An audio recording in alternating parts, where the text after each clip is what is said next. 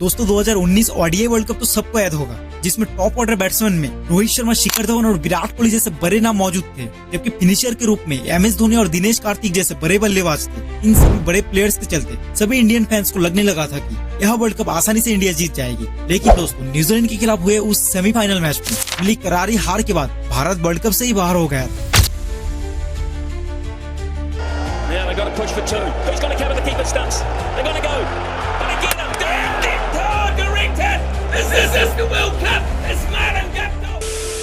उस world cup में India की सबसे बड़ी प्रॉब्लम या वीकनेस मिडिल ऑर्डर बैट्समैन के रूप में ही सामने आया था। 2019 वर्ल्ड कप स्क्वाड में मिडिल ऑर्डर बैट्समैन के रूप में सिर्फ विजय शंकर को ही सिलेक्ट किया गया था, जो पूरे वर्ल्ड कप में फ्लॉप साबित हुए थे, जिस वजह से भारत उस वर्ल्ड कप को जीत नहीं पाए थे। इंडियन क्रिकेट टीम के इतिहास को देखें तो सुरेश रैना, युवराज सिंह जैसे ग्रेटेस्ट मिडिल ऑर्डर बैट्समैन का नाम सबके माइंड में आता है, जो भारत को अपने दम पर मैच जिताया करते थे। लेकिन इन दिग्गज प्लेयर्स के रिटायरमेंट लेने के बाद से ही भारत को तलाश थी एक परफेक्ट मिडिल ऑर्डर बैट्समैन की।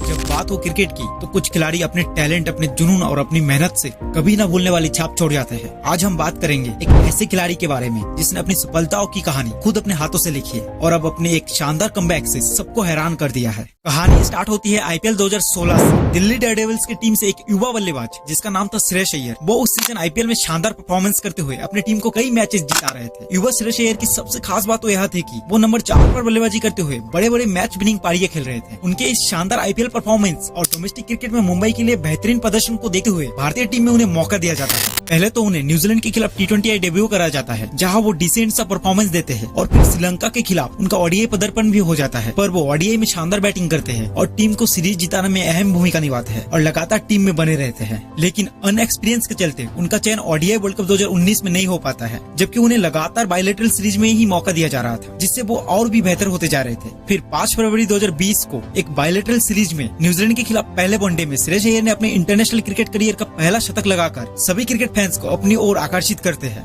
और उसके बाद से ही श्रेयस अय्यर ने कभी अपने लाइफ में पीछे मुड़कर नहीं देखा।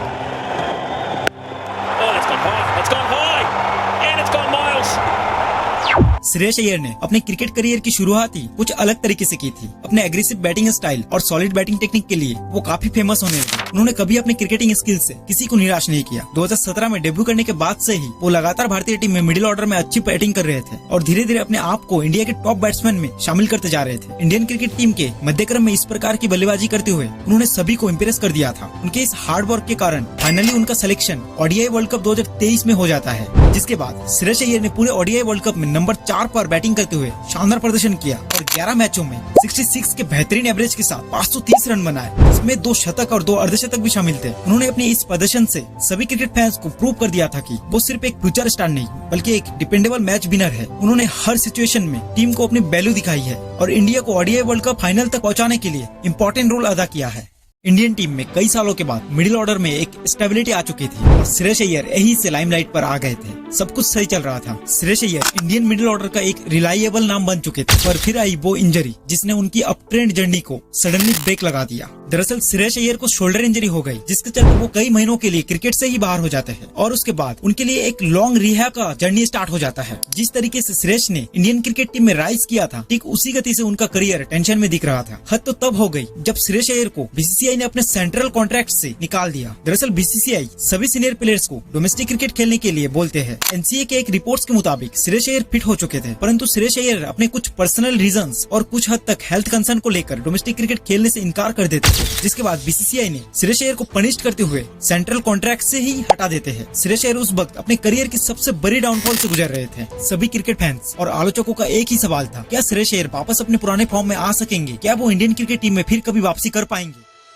लेकिन दोस्तों, हम सभी को पता है कि चैंपियंस कभी गिव अप नहीं करते। अय्यर ने अपनी इंजरी के बाद सिर्फ रिकवरी ही नहीं की, बल्कि अपने आप को नए लेवल पे ले जाने का सोचा। जिम में करी मेहनत और ट्रेनिंग, नेट्स में घंटों प्रैक्टिस। श्रेयस अय्यर की एम बिल्कुल क्लियर था कि अब इस गेम में और भी बेहतर बन के वापसी करना है। और फिर आया वो मोमेंट जिसका सबको इंतजार था, श्रेयस अय्यर का एपिक कमबैक। आईपीएल 2024 में उन्होंने वापसी करके सबको चौंका दिया। उस सीजन केकेआर की कप्तानी करते हुए उनका परफॉर्मेंस टॉप नॉच रहा और केकेआर को आईपीएल की ट्रॉफी भी जीता है। उसके बाद उन्होंने डोमेस्टिक क्रिकेट में शानदार बल्लेबाजी और कप्तानी करते हुए हुए मुंबई को रणजी ट्रॉफी और सैयद मुश्ताक अली ट्रॉफी भी जिता दिया, जिससे सभी इंडियन क्रिकेट फैंस और सिलेक्टर्स की नजर एक बार फिर से श्रेयस अय्यर पर पड़ गई। लेकिन कुछ ज्यादा ही हेजिटेशन के बाद फाइनली 2025 की शुरुआत में भारत दौरे पर आई इंग्लैंड के खिलाफ और ये सीरीज में उनका सिलेक्शन हो जाता है, लेकिन उन्हें टीम के प्लेइंग 11 में खेलने का मौका नहीं मिल रहा था, जिसके बाद इंडियन क्रिकेट टीम के pillar Virat Kohli unfortunately injured हो जाते हैं और फाइनली श्रेयस अय्यर का नाम सेकेंड ओडीआई के दौरान प्लेइंग 11 में आ जाता है और श्रेयस अय्यर उस गोल्डन अपॉर्चुनिटी वाले मौके पर चौका जड़ते हुए यानी शानदार शतक जड़ देते हैं और एक बार फिर से पूरी दुनिया में अपनी क्रिकेटिंग स्किल्स और टेम्परामेंट से ऐलान कर देते हैं कि अय्यर इज बैक। और इस शतक की मदद से श्रेयस अय्यर जो पिछले कई समय से क्रिकेट से बाहर चल रहे थे, वो एक बार फिर से अपने क्रिकेटिंग ट्रैक पर वापस आ जाते हैं और इंग्लैंड के खिलाफ ओडीआई सीरीज में शानदार बैटिंग के चलते उनका सिलेक्शन आईसीसी चैंपियंस ट्रॉफी 2025 में हो जाता है। चैंपियंस ट्रॉफी स्टार्ट होते ही श्रेयस अय्यर अपने शानदार फॉर्म में दिखे और पहले ही मैच में अपनी आइकॉनिक टेक्निक और एग्रेसिव बैटिंग से सभी का दिल जीत लिया। उन्होंने पूरे टूर्नामेंट्स में अपने बल्ले से खूब रन बरसाए और चैंपियंस ट्रॉफी को एक तरफा डोमिनेट किया। श्रेयस अय्यर ने चैंपियंस ट्रॉफी 2025 में अपनी एबिलिटी से सबको हैरान कर दिया। उनकी बैटिंग में न सिर्फ शॉट की वेरिएशन थी, बल्कि उनके रन चेस को लेकर जो कॉन्फिडेंस था वो भी बहुत ज्यादा खास था।